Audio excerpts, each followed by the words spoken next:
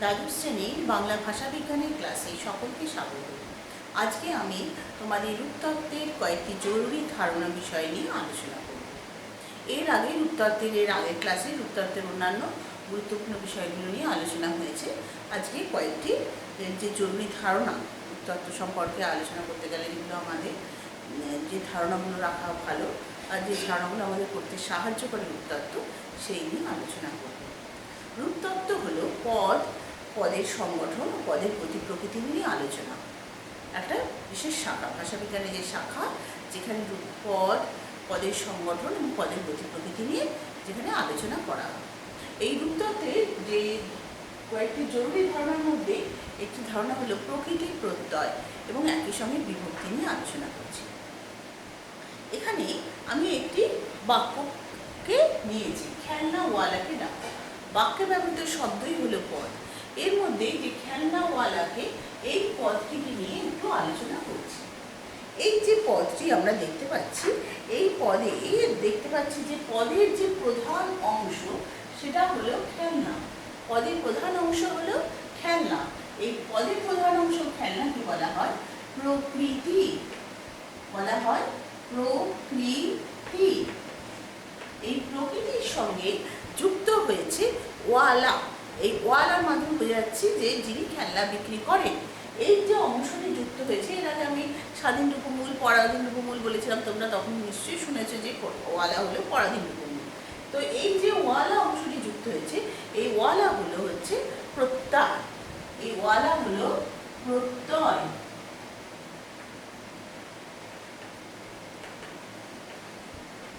আর প্রকৃতি আর প্রত্যয় মিলে যেটি তৈরি হলো, একে বলা হয় প্রতিপাদিক। একে বলা হয় প্রাতিপদিক। একে বলা হয় প্রাতিপদিক। প্রাতিপদিক।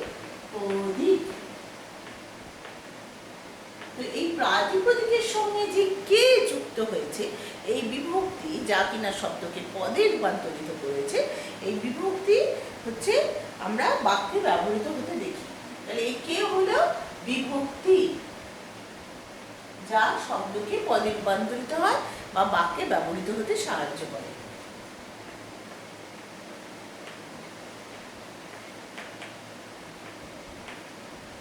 তাহলে বিভক্তি কি? বিভক্তি হলো কোনো বর্ণ বা বর্ণ গুচ্ছ যা কিনা শব্দের সঙ্গে যুক্ত হয়ে শব্দকে পদে পরিণত করে। হ্যাঁ, এখন আমরা প্রত্যয় কি সেই নিয়ে আলোচনা করি। তাহলে বিভক্তি সম্পর্কে আমরা বুঝলাম, এরপরে আসছি আমরা প্রত্যয় নিয়ে আলোচনা করতে। তো প্রত্যয় কি? প্রত্যয় হলো শব্দ বা ধাতুর সঙ্গে যে বর্ণ বা বর্ণ সমষ্টি যুক্ত হয়ে শব্দকে নতুন শব্দ তৈরি করতে সাহায্য করে বা ধাতু থেকে ক্রিয়াপদ তৈরি হতে সাহায্য করে, তাই হলো প্রত্যয়। এছাড়া ধাতু নিষ্পন্ন পদ হিসাবে আরেকটি শ্রেণীও রয়েছে প্রত্যয়ের ভাগ। তো আমরা যেটা ব্যবহারিকভাবে যেগুলো প্রয়োগ করি সেই সম্পর্কে আলোচনা করছি। তাহলে প্রথমে প্রত্যয় সম্পর্কে বলতে গেলে আমরা বলবো যে বর্ণ বা বর্ণ সমষ্টি শব্দ বা ধাতুর সঙ্গে যুক্ত হয়ে নতুন শব্দ বা ক্রিয়াপদ গঠনে সাহায্য করে, সেই বর্ণ বা বর্ণ সমষ্টিকে বলা হয় প্রত্যয়। তো বর্ণ বা বর্ণ সমষ্টি কার সঙ্গে যুক্ত হয়? প্রথমে হচ্ছে মৌলিক ভাব প্রদানকারী যে অবিভাজ্য পদ বা প্রকৃতি, এর সঙ্গে যুক্ত হয়। এখানে আমরা দেখিয়েছি খেলনা, এর সঙ্গে যুক্ত হয়। এই মৌলিক ভাব প্রদানকারী যে অবিভাজ্য অংশ বা পদের যে মূল অংশ বা প্রকৃতি, এই প্রকৃতি আবার দুই প্রকার হয়, নাম প্রকৃতি এবং ধাতু প্রকৃতি। তো নাম প্রকৃতি থেকে নামপদ তৈরি হয় এবং ধাতু প্রকৃতি থেকে ক্রিয়াপদ তৈরি হয়। এই নাম প্রকৃতি বা ধাতু প্রকৃতির সঙ্গে যুক্ত হয় প্রত্যয়। এখানে আমরা যে প্রত্যয়টি দেখতে পাচ্ছি সেটি একটি শব্দের সঙ্গে যুক্ত হয়েছে, অর্থাৎ নাম প্রকৃতির সঙ্গে যুক্ত হয়েছে। খেলনা একটি বিশেষ পদ বা নাম পদ, তো এর সঙ্গে যুক্ত হয়েছে, তাই এটা এক ধরনের প্রত্যয়। এই প্রত্যয় হচ্ছে তদ্ধিত প্রত্যয়। তো নাম প্রকৃতি বা ধাতু প্রকৃতি সঙ্গে যুক্ত হয় যা, তা হলো প্রত্যয়। এই প্রত্যয়ের ব্যবহারিক হিসাবে প্রত্যয় আবার দুই প্রকার। প্রত্যয়ের ব্যবহারিক হিসাবে প্রত্যয় হলো দুই প্রকার। প্রত্যয় দুই প্রকার।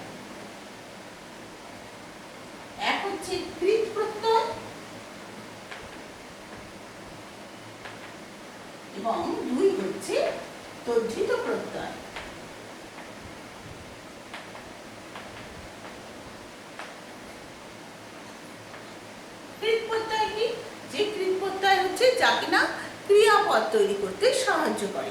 অর্থাৎ ধাতুর সঙ্গে যা যুক্ত হয়ে ধাতুকে ক্রিয়াপদে পরিণত করতে সাহায্য করে তাই হলো কৃৎ প্রত্যয়।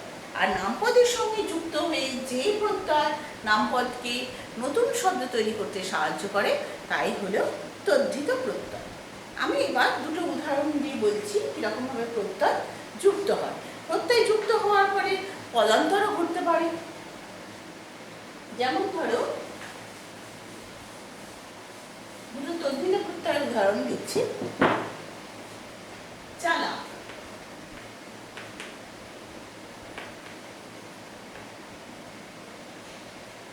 তো চালাক কিরকম? লোকটি খুব চালাক, হ্যাঁ, বা সে চালাক ছেলে। তো এখানে চালাক হচ্ছে বিশেষণ, তাই তো? এর সঙ্গে যদি আমি ই হর্ষই এই প্রত্যয় যুক্ত করি, বাংলা প্রত্যয় তদ্ধিত প্রত্যয় যদি যুক্ত করি তাহলে কি শব্দ পাবো? চালাকি। চালাকির দ্বারা মহৎ কার্য হয় না। তখন এই যে চালা যে বিশেষণ ছিল বিন, বিশেষণকে আমরা সংক্ষিপ্তভাবে বলি কি বিন, বিশেষণ ছিল তার সঙ্গে এই প্রত্যয় যুক্ত হয়ে যে চালাকি তৈরি হলো, এটা হলো বিশেষ্য বিন। এখানে পদান্তর ঘটেছে। তেমনই সরল থেকে সরলতা, এরকম ভাবে পদান্তর ঘটাতে পারে প্রত্যয়। এরপরে আলোচ্য বিষয় হলো উপসর্গ। উপসর্গ সম্পর্কে তোমরা ছোট ক্লাসে, নিচু ক্লাসে হয়তো শুনে এসছো, নিশ্চয়ই শুনে এসছো। আজকে সেই উপসর্গ নিয়ে একটু আলোচনা করছি, কারণ এটি একটি রূপতত্ত্বের একটি জরুরি ধারণা বা জরুরি বিষয় রূপতত্ত্ব সম্পর্কে। উপসর্গ হলো শব্দের আদিতে, অর্থাৎ শব্দের আগে যুক্ত অবস্থায় বসে শব্দকে একটা বিশেষ রূপ দান করে। আপাতভাবে উপসর্গ কোনো যে বর্ণ বা বর্ণ সমষ্টি তার কোনো অর্থ নেই, অর্থাৎ যে বর্ণ বা বর্ণ সমষ্টির নিজস্ব কোনো অর্থ নেই, কিন্তু শব্দের সঙ্গে সব যুক্ত অবস্থায় আগে বসে শব্দকে বিশেষ অর্থ প্রদান করে, তাই হলো উপসর্গ। সংস্কৃত ভাষার ক্ষেত্রে উপসর্গের সংখ্যা 20টি, বাংলাতে অজস্র উপসর্গ রয়েছে এবং এই উপসর্গগুলিকে তদ্ধিত প্রত্যয়ও বলা যায়। কয়েকটি উপসর্গের নাম যেমন আমি দেখাচ্ছি তোমাদের। অ একটি উপসর্গ, অনা উপসর্গ, উ একটি উপসর্গ, সু একটি উপসর্গ এবং বি। এরকম উপসর্গ শব্দের সঙ্গে যুক্ত হয়, যেমন অ দিয়ে অজানা, অচেনা ইত্যাদি। তেমনি অনা দিয়ে কি বলবো? অনাবৃষ্টি,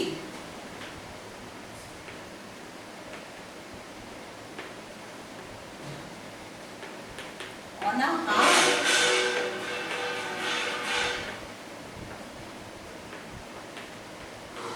ইত্যাদি। কু দিয়ে কুডা, কথা ইত্যাদি। সু দিয়ে সুবিচার,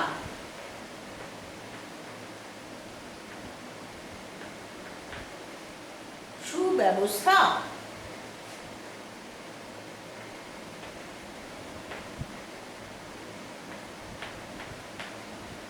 বি দিয়ে বিদেশ,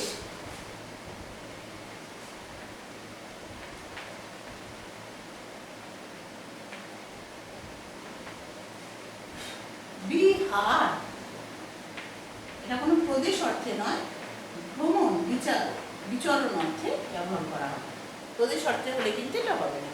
তো এক্ষেত্রে আমরা দেখতে পাচ্ছি বাংলা কয়েকটা উপসর্গ, আরো অনেক উপসর্গ রয়েছে, অ, অনা, উ, সু, বি, এবং এইগুলো আপাতভাবে এর কোনো অর্থ নেই, কিন্তু কোনো শব্দের সঙ্গে যুক্ত হয়েছে, আগে যুক্ত অবস্থায় বসে নতুন রূপ দান করেছে, তাই এগুলোকে বলা হয় উপসর্গ।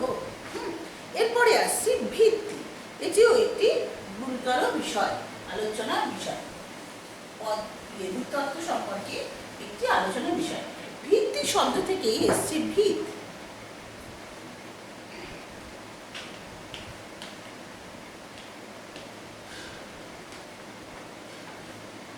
ভিত্তি, ভিত্তি কি? পদের যে অংশ কোনো নির্দিষ্ট প্রত্যয় বা উপসর্গের ভিত্তি হিসাবে বা ভিত হিসাবে কাজ করে তাই হলো ভিত্তি বা ভিত। পদের যে অংশ কোনো নির্দিষ্ট উপসর্গ বা প্রত্যয়ে ভিত হিসাবে কাজ করে তাই হলো ভিত্তি বা ভিত, অর্থাৎ যে মূল অংশের ভিত হিসাবে কাজ করছে। যেমন ধরো সুচেতনা, আমাদের বই থেকে উদাহরণ বলছি। সুচেতনা, এই যে পদটি এর ভিত্তি হলো চেতনা। আবার যদি বলি সচেতনতা, সচেতন, সচেতন পদটিরও ভিত্তি হলো চেতন। আবার যদি বলি সচেতনতা, তখন ভিত্তিটা হবে সচেতন। ঠিক আছে? অর্থাৎ পদের যে অংশটি উপসর্গ বা প্রত্যয়ের ভিত্তি বা ভিত হিসাবে কাজ করে তাই হলো ভিত্তি। নাগরিক, নাগরিকের কি ভিত্তি হবে? নগর।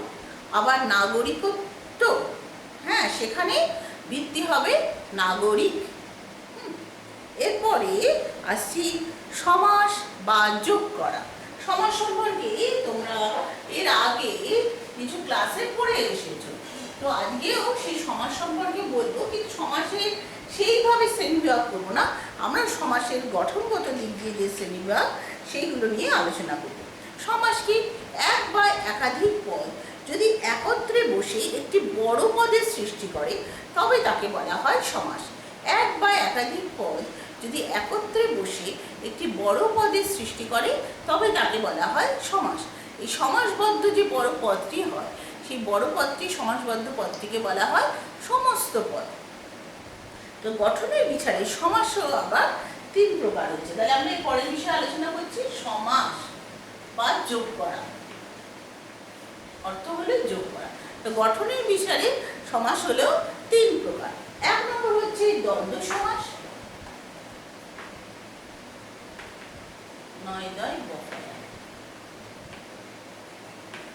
দ্বন্দ্ব সমাস, দ্বন্দ্ব সমাস কি? তোমরা ছোটবেলা থেকে অবশ্যই পড়েছো, আগেও পড়েছো, জেনেছো।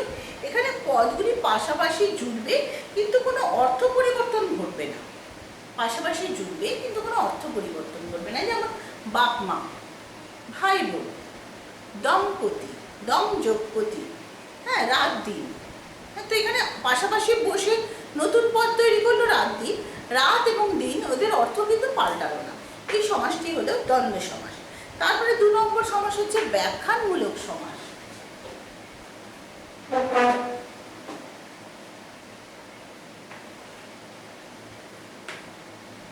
ব্যাখ্যানমূলক সমাস কি? ব্যাখ্যানমূলক সমাস হলো যেখানে যে দুটি পদ যুক্ত হয়, সাধারণত দুটি পদ যুক্ত হয়, তো এই দুটি পদের মধ্যে একটি পদ অপর পদটিকে ব্যাখ্যা করে। সাধারণত দেখা যায় প্রথম পদ দ্বিতীয় পদটিকে ব্যাখ্যা করছে। যেমন ধরো গায়ে হলুদ, এই শব্দ, এটার অর্থ কি? গায়ে হলুদ দেবার অনুষ্ঠান হয় যেটি। গোলাপ লাল, গোলাপের মতন লাল, হ্যাঁ। মহাকবি, মহান যিনি কবি। তো এইগুলো হচ্ছে ব্যাখ্যানমূলক সমাস। এখানে দুটি পদ যুক্ত হয়, একটি পদ অপর পদটিকে ব্যাখ্যা করে। এরপরে আসছি তিন নম্বর যে সমাস তার নাম হচ্ছে বর্ণনামূলক সমাস। এখানে এক বা একাধিক পদ যুক্ত হয়ে সমাসটি গঠিত হয়, কিন্তু অর্থ কোনো আলাদা অর্থকে প্রকাশ করে, বাইরের কোনো ব্যক্তি বা বস্তুকে বোঝায়। তিন নম্বর হচ্ছে বর্ণনামূলক সমাস।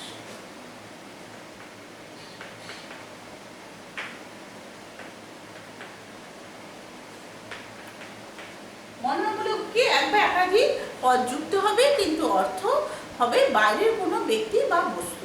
যেমন ধরো সিংহাসন, সিংহাসনে সিংহ আছে, আসন আছে। তো সিংহের একটা নিজস্ব অর্থ আছে, আসনের একটা নির্দিষ্ট অর্থ আছে। কিন্তু সিংহাসন যখন একসঙ্গে যুক্ত হয়ে বসলো, তখন কিন্তু সিংহাসন বলতে আমরা সেই সিংহ চিহ্নিত সেই আসনটাকে বুঝি যেখানে কিনা রাজা মশাই জাতীয় লোকেরা বসে, রাজারা বসে। হ্যাঁ, তো সিংহাসন তখন হচ্ছে বাইরের কোনো বস্তুকে বোঝাচ্ছে, সিংহকেও বোঝাচ্ছে না, আসনকেও বোঝাচ্ছে না। হ্যাঁ, তারপরে যেমন ধরো পঞ্চানন, পঞ্চ মানে কি পাঁচ, আনন মানে কি মুখ, তো পাঁচটি মুখ আছে, এখানে পাঁচ বা মুখ কাউকে না বুঝিয়ে পঞ্চানন বললে আমরা বুঝি দেবাদিদেব মহাদেবের কথা বলা হচ্ছে। বা ধরো দশানন, দশ মানে একটি বিশেষ সংখ্যা, আনন মানে মুখ, কিন্তু দশানন যখন বসে তখন আমরা বুঝি এটা রাবণকে বলা হয়েছে। যেমন বহুব্রীহি সমাস হলো বর্ণনামূলক সমাস। অনেক সময় ছোট প্রশ্ন থাকতে পারে, বর্ণনামূলক সমাস বলতে কোন সমাসকে বোঝানো হয়? বহুব্রীহি সমাস। তো আমরা সমাস সম্পর্কে একটু বুঝলাম। তাহলে এই অবধি আমরা কি বুঝলাম? প্রথমে হচ্ছে জরুরি ধারণা বিষয়ে প্রকৃতি, প্রত্যয় এবং বিভক্তি সম্পর্কে জানলাম, তারপরে জানলাম উপসর্গ সম্পর্কে, তারপরে জানলাম ভিত্তি সম্পর্কে, এবং তারপরে জানলাম হচ্ছে সমাস সম্পর্কে, এবং দেখলাম যে গঠনের দিক দিয়ে সমাস তিন প্রকার: দ্বন্দ্ব সমাস, দুই হচ্ছে ব্যাখ্যানমূলক সমাস, এবং তিন হল বর্ণনাত্মক সমাস বা বর্ণনামূলক সমাস। এরপরে আসছি পদদ্বৈত। পদদ্বৈত আমরা অনেক সময় বাক্য বা শব্দকে পদ ব্যবহার করি, একই পদকে দুবার ব্যবহার করি, বা অনেক সময় বিপরীত পদকেও দুবার ব্যবহার করি, অনেক সময় সমার্থক দুটো পদকে দুবার ব্যবহার করি, অথবা প্রায় সমার্থক দুটো পদকে দুবার ব্যবহার করি। এই ঘটনাকে বলা হয় পদদ্বৈত। এই একই পদ পাশাপাশি বসার প্রক্রিয়াটি হলো পদদ্বৈত। যেমন সকাল সকাল চলে এসো, তো সকালের সঙ্গে আরেকটা সকাল যোগ করলাম। কানে কানে কথা বলছি, হ্যাঁ, চুপি চুপি কথা বলো, চুপি চুপি কথা বলছো কেন? তো এই যে চুপি চুপি, কানে কানে, সকাল সকাল, এগুলি হলো পদদ্বৈত, এবং একই পদ দুবার বসে এই ধরনের রূপতাত্ত্বিক বৈশিষ্ট্য দিয়েছে। এরপরে অনেক সময় বিপরীত শব্দ পরপর হয়, যুক্ত হয়, যুক্ত হয়ে পদদ্বৈত করতে পারে। সাদা কালো, গরিব দুঃখী, দিন রাত ইত্যাদি। দিন রাত পরিশ্রম করছে, তাহলে দিন রাত বিপরীত শব্দ যুক্ত হয়েছে। সমার্থক সুপদযোগে পদদ্বৈত হতে পারে। বিপরীত শব্দ হচ্ছে সাদা কালো, অল্প বিস্তর, দিন রাত। গরিব দুঃখী হবে না, গরিব দুঃখী হবে সমার্থক। সমার্থক পদদ্বৈত শব্দ যোগ করে সমার্থক, গরিব দুঃখী, জনমানব, চিন্তা ভাবনা, হ্যাঁ, এগুলি হলো সমার্থক। দুটি পদ পাশাপাশি বসে পদদ্বৈত গঠন করেছে। প্রায় সমার্থক পদ যোগে পদদ্বৈত করতে পারে, যেমন আদর আপ্যায়ন যথেষ্ট হয়েছে, ধারে কাছে কেউ নেই, ধারে এবং কাছে যুক্ত হয়েছে, প্রায় সমার্থক। হেসে খেলে দিন পার করে চলেছ, হেসে খেলে এবং হেসে খেলে দুটো প্রায় সমার্থক শব্দ। এইভাবে পদদ্বৈত গঠন করেছে। এরপরে আসছি, পদদ্বৈত আলোচনা হয়ে গেলে এরপরে আসছি অনুকার পদ গঠন।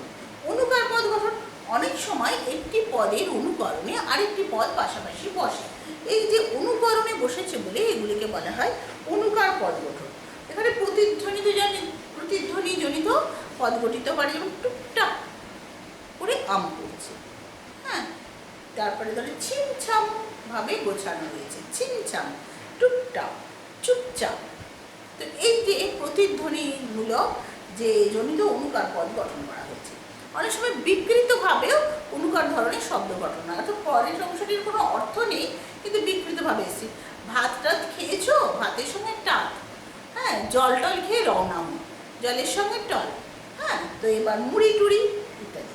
তো এগুলো তাহলে দেখছি আমরা অনুকার শব্দ দুই ধরনের, একটা হচ্ছে প্রতিধ্বনিত জনিত, যেমন হচ্ছে টুকটাপ, ছিমছাম, তারপরে তোমার চুপচাপ হলো, আর একটা হচ্ছে বিকৃতি, মানে একটা অর্থ থাকছে না কিন্তু সঙ্গে যুক্ত হয়ে অনুকার জাতীয় পদ গঠন করছে, যেমন ধরো ভাত টাত, জল টল, মুড়ি টুড়ি ইত্যাদি। এরপরে অংশ আছে সংক্ষেপিত পদ বা ক্লিপিংস। এটি হচ্ছে রূপতত্ত্বের আরেকটি বিশেষ কিছু সম্পর্কে বলছি। সংক্ষেপিত রূপ বা ক্লিপিংস।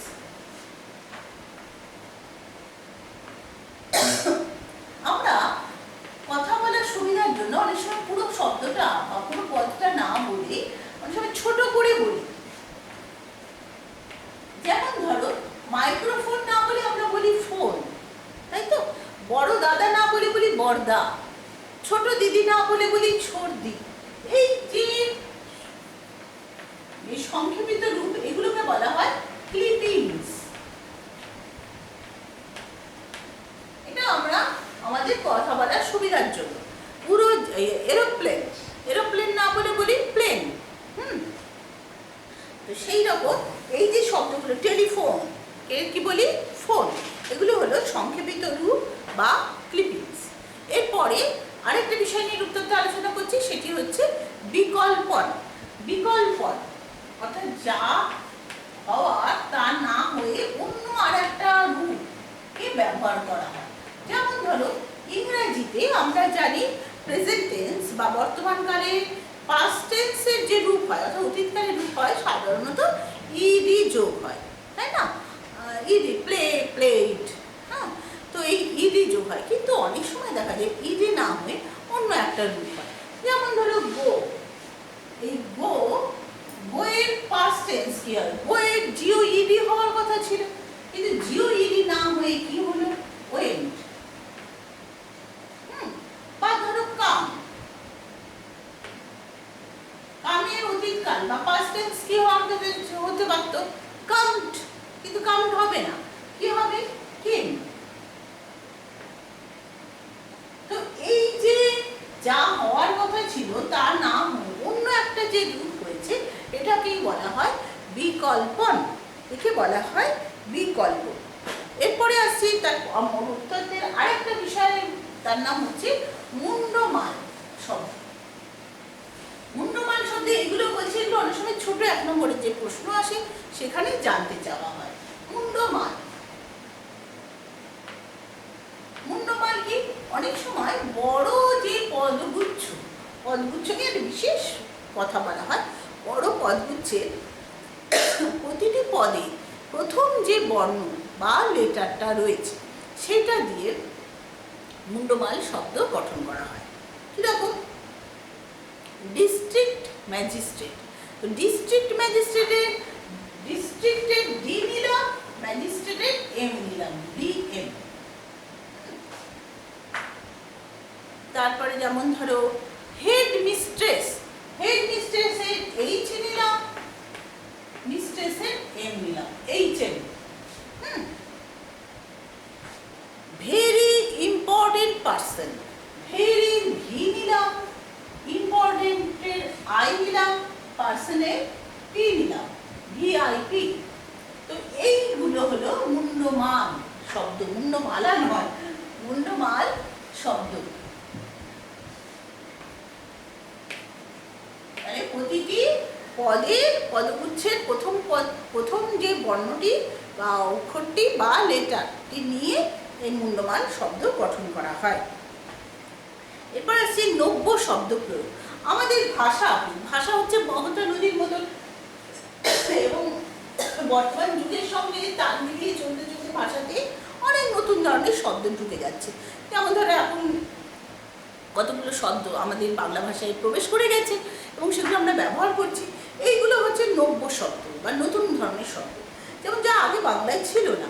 ফেসবুক, অনলাইন, অ্যাপস, এই যে শব্দগুলো, এগুলো তো বাংলা ভাষার শব্দ ছিল না, কিন্তু এগুলি বাংলা ভাষায় প্রবেশ ঘটেছে। স্পা, তো এই শব্দগুলি হলো নব্য শব্দ। এরপরে আসছে বর্গান্তর। বর্গান্তর বলে আমরা রূপতত্ত্বের আলোচনা শেষ করব। বর্গান্তর কি? চেহারার পরিবর্তন না ঘটিয়ে কেবলমাত্র প্রয়োগের তারতম্যে কোনো পদের পদান্তর ঘটে, তখন তাকে বলা হয় বর্গান্তর। অর্থাৎ যা ছিল চেহারা সেটা শুধু প্রয়োগ করে বলা হচ্ছে। যেমন ধরো আমাদের বইয়ের থেকে উদাহরণ দিয়ে বলছি, স্বপনবাবু একজন ধনী ব্যক্তি। তাহলে এই ব্যক্তি বিশেষে বিশেষণ রূপ হলো ধনী।